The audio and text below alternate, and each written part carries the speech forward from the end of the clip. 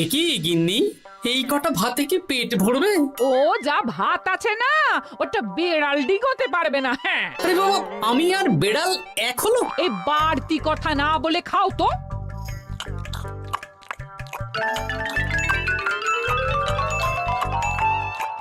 গিন্নি, পেটটা ভরেনি বুঝলে, তুমি আর এক হাঁড়ি ভাত বসাও। আমার জন্য 2 হাতা রাখা আছে, ওটাও খেয়ে নাও না, খাও। আমি আর ভাত বসাতে পারবো না, এখন উনুন ধরাও, আঁচ দাও, ভাত বসাও। আহ, আরে তোমারটা তুমি খেয়ে নাও না। তুমি তো জানো আমার এইটুকু খাবার পোষায় না। তারপর তুমি আজকে ওই ওলের ঝোলটা যা বানিয়েছিলে না, আহা। খাই খাই খাই খাই করে আমার জীবনটাও খেয়ে ফেললে গো। আরে বাবা, ভগবান এই পেট দিয়েছে কিসের জন্য? এত খাটাখাটনি, সবকিছুই তো এর জন্য নাকি? হ্যাঁ,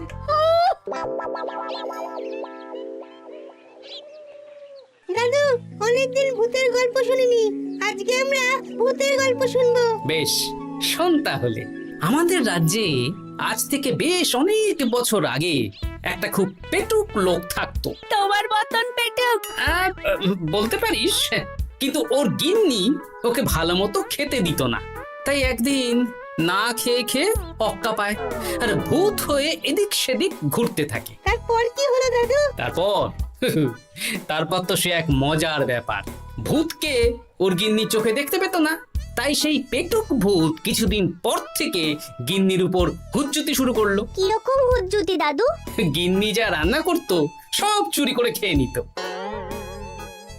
এই এসব উল্টো পাল্টা কথা বলে আমাকে ভয় দেখাতে পারবে না। হ্যাঁ, এই যে তোরা চটপট খেয়ে নে, নইলে তোদের দাদু আবার ভাগ বসাবে রে। খা। আচ্ছা দিদা। এই শোনো না, তুমি আমার জন্যেও আরো কয়েকটা বেগুনি ভাজো। হ্যাঁ, এই তো একটু আগে 4টে বেগুনি আর 1 বাটি মুড়ি দিলাম। হ্যাঁ, আরে সেগুলো তো পেটের কোন কোনায় হারিয়ে গেছে গিন্নি। তুমি ভাবো আমিও হারিয়ে গেছি? বেশি খিদে পেলে নিজে রান্না করে খাও। আর সে তুমি না থাকলে আমি রান্না করেই খেতাম। দিদা, দাদু কিন্তু তোমাকে চলে যেতে বললো। কি বললে? আমি চলে যাব? আরে তাহলে তাই হবে। এই গুলটে, তুই এসব কি বলছিস বলতো? গুছিয়ে বিদায় নিচ্ছি। আরে আরে আরে, কোথায় চলে যেতে বললাম গিন্নি? হয়েছি আর না, আজকে আমি বাপের বাড়ি চলে যাব। হ্যাঁ, এই দেখো, আমি কোথায় চলে যেতে বললাম? তোমার মনের কথা আমি বুঝে গেছি। এই দেখো, থাকবো না এই পোড়ার মুখ সংসারে। যা। লক্ষ্মী সোনা রাগ করেছে। হাওয়া গরম আছে, চল এখান থেকে বেগুনি নিয়ে এখন কেটে পড়ি। এই সামান্য ব্যাপারে রাগ করার কি আছে বলো তো? এবার নিজের সংসার নিয়ে নিজে থাকো, সারাদিন শুধু খাই খাই আর খাই খাই। নাও এবার ঠেলা সামলাও। ভুল করেও আমাকে বাপের বাড়িতে ডাকতে যাবে না বলে দিচ্ছি। যদি যাও তাহলে আমার থেকে খারাপ কেউ হবে না, এই বলে দিলাম। ওগো, তুমি আমায় ছেড়ে চলে গেলে গো, এবার আমি কার কাছে বায়না করবো গো?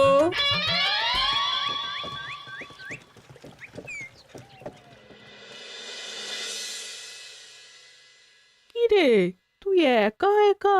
জামাই কোথায়? তোমাদের জামাইকে ছেড়ে চলে এসেছি। এ মা, তুমি কি থাকতে দেবে না আমি চলে যাব? এসব আবার কি কথা বলছিস তুই? হ্যাঁ, এ তো তোরও বাড়ি। আমাদের ভাত ডাল জুটলে তোরও জুটবে। কি হয়েছে রে দিদি? দিন রাত খেটে খেটে কয়লার মতো পুড়ে যাচ্ছি, আর ওনার বায়না শেষ নেই। সারাদিন শুধু খাই খাই আর খাই খাই। এবার বুঝবে জামাই বাবু। হ্যাঁ, নিজে হাত পুড়িয়ে রান্না করার ঠেলা।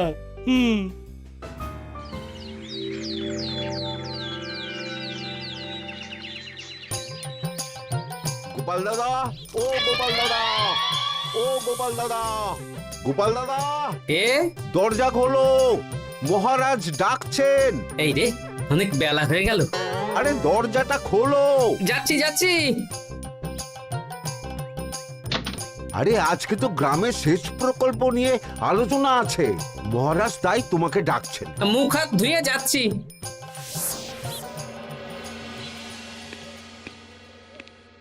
দেখুন মহারাজ, দেখুন এত বেলায় গোপাল এলো, তাও নিজে আসেনি, ডেকে নিয়ে আসতে হলো। সত্যি গোপাল, আজকে এত জরুরি একটা আলোচনা সভা, কোথায় তুমি তাড়াতাড়ি আসবে? তা না করে গোপাল বাড়াবাড়ি করে ফেললো। গোপাল, এই আমি শেষবারের মতন বলে দিচ্ছি, ফের যদি এরকম রাজসভায় দেরি করে আসতে দেখি তাহলে কিন্তু কড়া ব্যবস্থা নেব। আসলে মহারাজ, আমার গিন্নি গতকাল রাগ করে বাপের বাড়ি চলে গেছে, তাই বেশ হয়েছে। আচ্ছা, যে জন্য আজকের আলোচনা সভা ডাকা হয়েছে সেটা হলো আমাদের রাজ্যের দক্ষিণে একটা সেচের জন্য পুকুর খনন করা হচ্ছে।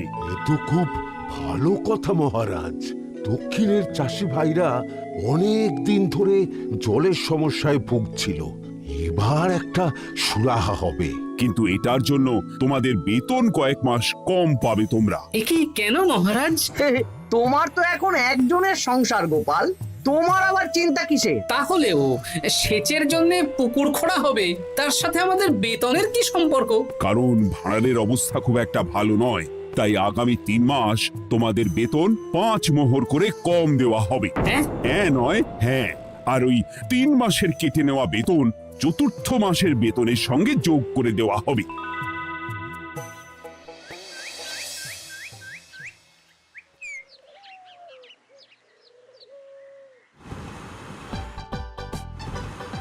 কি দাদু, এ তোমার চোখ মুখের কি অবস্থা? কালি ঝুলি মেখে ভূত। কি আর করবো বল, এসব কি আমার কাজ রে?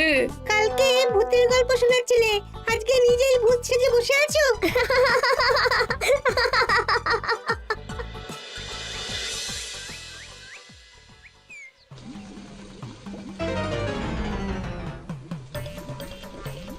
এই রে, ভাতগুলো পড়ে গেছে। দূর দূর দূর, এভাবে হয় নাকি? না, এবার থেকে ভোজনালয় থেকেই খাবার খেতে হবে। একার জন্য কে আবার রান্না করে? দূর দূর। কি গোপাল দাদা, তুমিও আমার মতন ভোজনালয় খাচ্ছ? আমার না হয় বাড়িতে রান্না করার কেউ নেই।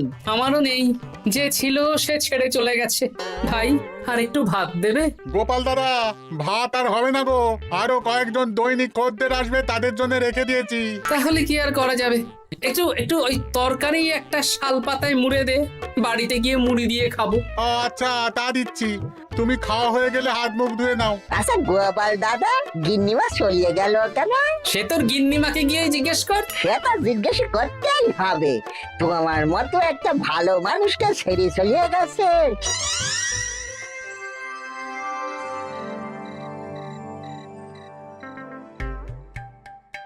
এসো এসো।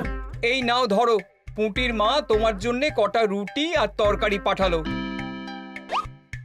শুনলাম তুমি বাইরে ভোজনালয় খাচ্ছ। কি আর করবো বলো, একদিনই ঘর দুয়ারের একই অবস্থা করেছো গো গোপাল দাদা। ওই একার সংসার, এখন আমার কাজের মধ্যে দুই, খাই আর শুই। তা গিন্নিমাকে খবর দাও। না না না, খবর দিলে আবার অশান্তি শুরু করবে, বরং তুমি গিয়ে বলো। বেশ, তাহলে কালকে আমি তোমার শ্বশুর বাড়ির দিকে সার কিনতে যাব, না হয় গিন্নিমাকে আমিই খবর দিয়ে দেবো।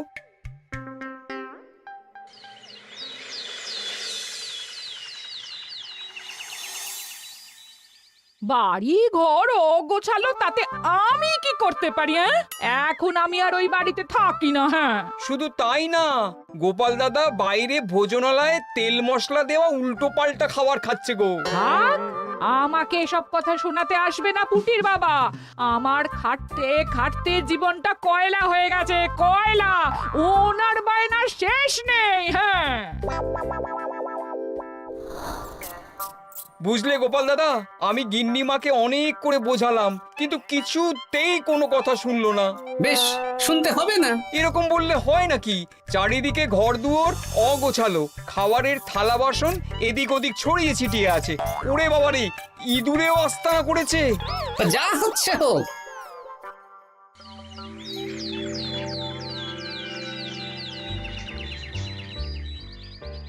ভোলা, আটটা কচুরি দাও তো ঝটপট, খেয়ে রাজসভায় চলে যাব। এই নাও। ও গোপাল দাদা, শুনলাম নাকি গিন্নিমা বাড়ি ছেড়ে চলে গেছেন? হ্যাঁ, ঠিকই শুনেছো। তাই বাইরের খাবার খেয়ে কতদিন কাটাবে? এভাবে তো তোমার শরীর খারাপ করবে।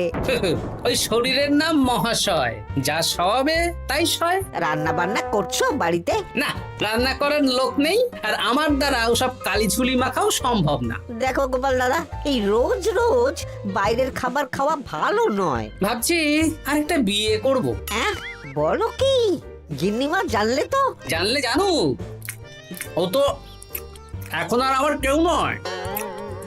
গোপাল দাদা আরেকটা বিয়ে করবে? না না না না না, গিন্নিমাকে বলতেই হবে ব্যাপারটা।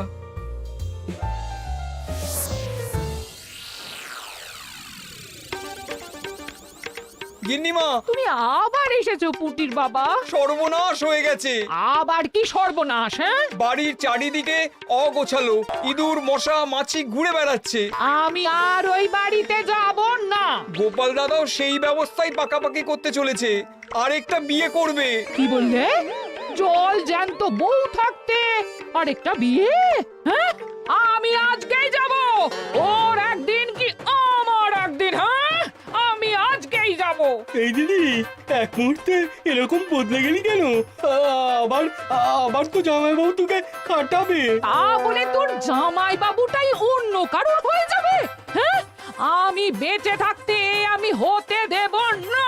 তাহলে দিদি আমিও যাব। ওই জামাইবাবু অতিরিক্ত খায়, জামাইবাবুর খাওয়া বন্ধ করতে হবে, বুঝলি? ঠিক আছে, চল তাহলে চল। ঠিক আছে, চলুন তাহলে। হ্যাঁ হ্যাঁ, তাই চলো। বুঝলি দিদি, আমার মাথায় একটা মতলব এসেছে। হ্যাঁ। কি মতলব শুনি?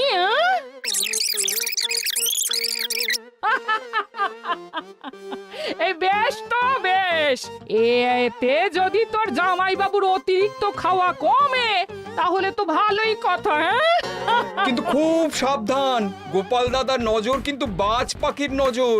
তাহলে যাওয়ার পথে একটা সাজঘর হয়ে যেতে হবে। হ্যাঁ, তাড়াতাড়ি চলুন, রাতে মনে হয় ঝেঁপে বৃষ্টি হবে।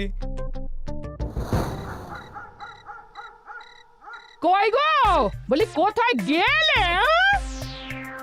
এ কি, আমি তো বেশ ভালোই ছিলাম, তা তুমি আবার ফিরে এলে কেন? আমি বেঁচে থাকতে তুমি আবার বিয়ে করবে? ওসব চলবে না। আমি এক সাধক বাবাকে নিয়ে এসেছি, তোমার সব ভীমরতি ইনি ছড়িয়ে দেবেন। হ্যাঁ, আজকে থেকে তোমার অতিরিক্ত খাওয়া দাওয়া বন্ধ করার দায়িত্ব এনার। যা বাবা,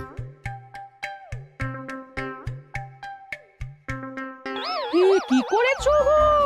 হ্যাঁ, ঘর দুয়ার তো পুরো শ্মশান হয়ে গেছে গো। এখন আবার তোমার ঘর তুমি পরিষ্কার করো। সে করছি, তুমি যাও বাজার করে নিয়ে এসো। ভোলার দোকান থেকে বেশি করে ছানা আনবে, আর রাতে ছানার বড়া করে তরকারি বানাবো। হ্যাঁ, আহা, কতদিন খাইনি, এক্ষুনি যাচ্ছি। উহ, তাড়াতাড়ি যাও, তাড়াতাড়ি যাও। মেঘ ডাকছে, রাতে বৃষ্টি হবে। আমি এই ঘর গুছিয়ে রান্না বসাচ্ছি গো। বলো কি গোপাল দাদা, গিন্নিমা ফিরে এসেছেন? হ্যাঁ, সকালে তোমার দোকানে বলেছিলাম না বিয়ে করব, সেটা নিশ্চয়ই কেউ শুনে গিন্নির কানে দিয়েছে। ব্যাস, ঘরের বউ ঘরে চলে এলো।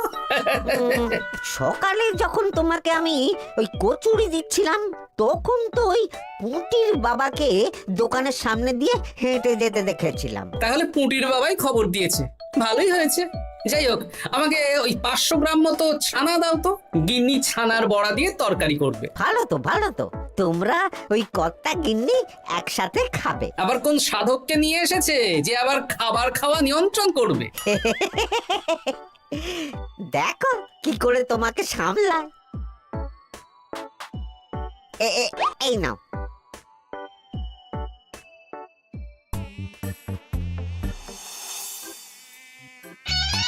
দেখি গিন্নি, আমার জন্য দুটো বড়া আর ওনার জন্য এতগুলো?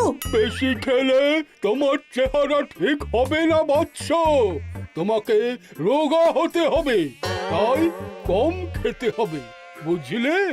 ঠিক আছে, আপনাকে আমি মজা দেখাচ্ছি। অগত্যা গিন্নির হাতের খাবার খাচ্ছি, এই আমার 14 পুরুষের ভাগ্য ভালো।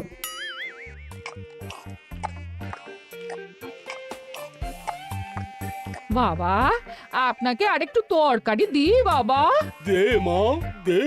আমাকে দাও। একদম না, বলেছি না তোকে রোগা হতে হবে। হ্যাঁ, কি মশা রে তোদের বাড়িতে। আরে রে, নকল গুফ, মশা যাওয়ার আগে আপনাকে আমি তাড়াবো। এই কদিন চারদিকে সব ছড়িয়ে ছিটিয়ে নোংরা করেছে, মশা মাছি এত তাড়াতাড়ি যাবে না। হ্যাঁ, আমার খাওয়া হয়ে গেছে, আমি উঠলাম। আপনি ভালো করে খান, কেমন?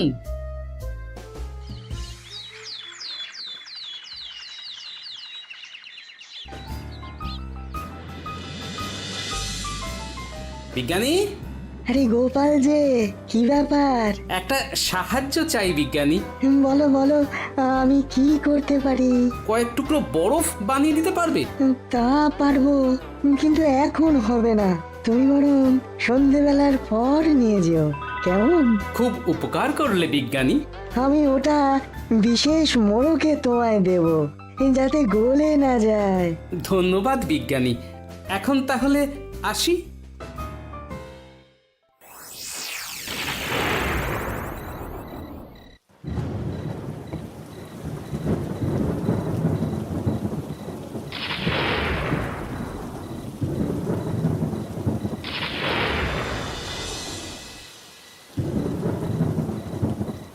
ভালো করেছিস বাবা, যা মশার উৎপাত, মশারি ছাড়া ঘুমোনো যাবে না। কথায় আছে সেবাই পরম ধর্ম, তাই একটু ধর্মকর্ম করছি আর কি।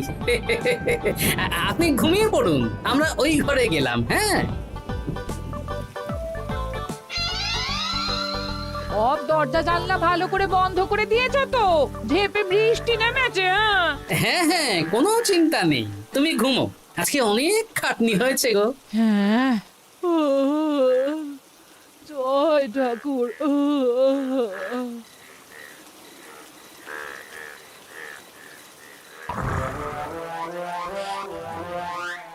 এই তো গিন্নিও ঘুমিয়েছে, এবার আসল কাজ শুরু হবে।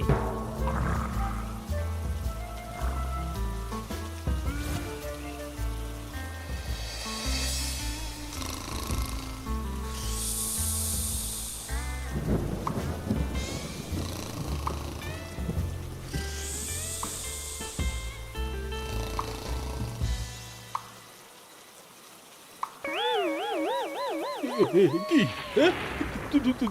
জল পড়ছে কেন? চাল ফুটো হয়ে গেল নাকি? এত রাতে দিদিকে ডাকা ঠিক হবে না। আরে আরে কি মুশকিল, এখনই জল পড়ছে। আরে দূর দূর।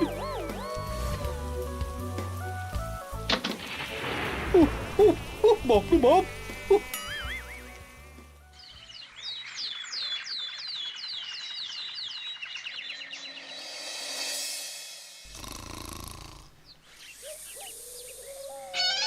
সুপ্রভাত। প্রভাত আর শো নেই। কেন? সারা রাত প্রথমে ভিজেছি, তারপরে মশার কামড় খেয়েছি। ভিজেছেন কেন? কি রাতে চাল ফুটো হয়ে জল পড়ছিল। খুব ঠান্ডা লেগেছে। একটু একটু মধু আর তুলসী পাতা দে, একটু খাই। এই দিচ্ছি বাবা। এ হতেই পারে না, কদিন আগেই তো চাল সারিয়েছি। ঘরের মধ্যে তাহলে জল এলো কি করে? ঠিক যেভাবে আপনার নাকের নিচে নকল গোঁফ এসেছে শ্যালক বাবু, ঠিক সেইভাবেই। এই রে, হয়ে গেল। দাড়িটাও তো নকল। না মানে আমি বুঝিয়ে বলছি গোপাল, তুমি তো একটু বেশি করে খাও, তাই আমি ভেবেছিলাম ওই তোমার যাতে খাওয়াটা একটু কমে, তাহলে আমার দিদির খাটনিটা একটু কমবে। খাটনি কমাতে তো আপনি আসেননি, উল্টে আপনি নিজের ছলে বলে খাচ্ছিলেন। অতিথি হিসেবে এলে নিশ্চয়ই খাওয়াতাম, কিন্তু এটা আপনি ঠিক করেননি। ওগো, ও তো আমার ভালোর জন্যই করেছে। তুমি আমার বিবাহিত স্ত্রী, ও এখন তৃতীয় ব্যক্তি, তুমি ওর কথা কেন শুনবে? হ্যাঁ, প্রথমে বাচ্চাগুলো মস্করা করলো, সেই শুনে তুমি চলে গেলে। হ্যাঁ, ওরা তৃতীয় ব্যক্তি, ওদের কথায় কান দিলে। তারপর পুঁটির বাবার কথা শুনে বিশ্বাস করলে আমি সত্যি বিয়ে করছি। হ্যাঁ, এই জন্যই তো চলে এলাম। হ্যাঁ, এখানে পুঁটির বাবাও তৃতীয় ব্যক্তি, আর তারপর শ্যালক বাবুর কথায় আমাকে কম খেতে দিচ্ছ, আর উনিও তৃতীয় ব্যক্তি। ইয়ে, না মানে হ্যাঁ মানে না মানে কিছু না। যখনই সংসারে স্বামী স্ত্রীর মাঝে তৃতীয় ব্যক্তি প্রবেশ করবে তখনই অশান্তি হবে। নিজেদের সমস্যা আমরা নিজেরাই ঠিক করে নেব। আচ্ছা গো আচ্ছা ঠিক আছে, আর কোনো বাইরের লোকের কথা শুনবো না। এবার বলো তো, ছাদ থেকে জল পড়ার ব্যাপারটা কি? ওটা তো কাল রাতে মশারির উপরে বরফ রেখেছিলাম, আর সারা রাত ধরে বরফের জল শ্যালক বাবুর গায়ে পড়েছে। ছাদ ঠিকই আছে গিন্নি। হ্যাঁ নয় হ্যাঁ, কাল যখন খাবার খাওয়ার সময় দেখলাম আপনার গোঁফ খুলে যাচ্ছিল, আপনি ঠিক করলেন, তখনই একটা সন্দেহ হয়। ওরে ওরে গোপাল, আমি আর তোমাদের কর্তা গিন্নির মাঝে থাকবো না। আমি পালাই, আমি পালাই। ও, ও, ও, ও, ও, ও, ও।